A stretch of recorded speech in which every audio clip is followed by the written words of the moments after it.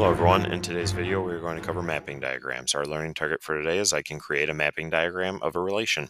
First, looking at mapping diagrams. So mapping diagram is a way to tell me what input goes to a specific output. So it maps our relation inputs to outputs. So here in example 1, I have two mapping diagrams. I want to list the ordered pairs shown in the mapping diagram.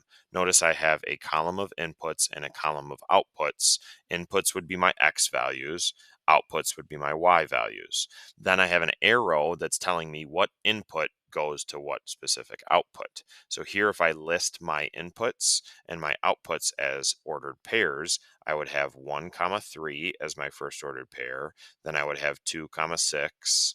I would have 3, 9, and 4, 12. Now looking at B, again doing the same thing, 0 input goes to 2. So I would have 0, 2 as one ordered pair. 1 goes to 0, 2 goes to 2, and 4 goes to 3. Next, looking at drawing mapping diagrams. So we want to draw a mapping diagram of the relation 0, 4, 2, 6, 3, 5, and 5, 9.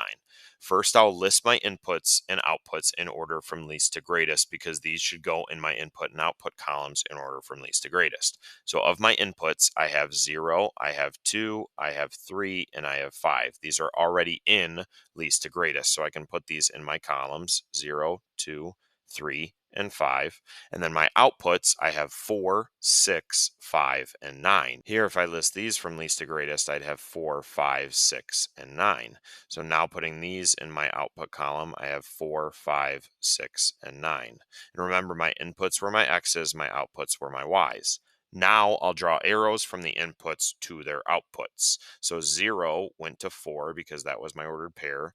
2 went to 6. 3 went to 5, and 5 went to 9. Now, if I have an input or an output that's the same in the ordered pairs, I don't need to list that twice. Here, I did not, but in case that happens, I don't need to list them twice. Looking at a real life example, the table shows the number of songs played by 4 bands at a festival and the amount of time each band played. Use the table to draw a mapping diagram. So the number of songs played would be my X, the time on stage would be my Y, because the number of songs played is the independent variable where the time on stage is the dependent variable. Listing these inputs in order from least to greatest, I'd have 7, 8, 10, and 14. Putting these in my input column, 7, 8, 10, 14. Then listing my outputs, I would have 45, 60, 45, and 90. Again, I don't need to list that 45 twice, so I just have 45, 60, and 90. 45, 60, 90.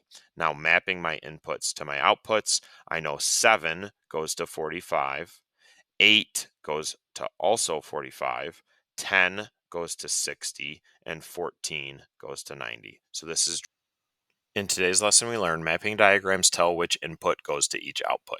We want to list the inputs and outputs in order from least to greatest, then draw an arrow from each input to its specific output. That's a wrap on today's video. We'll see you in the next one.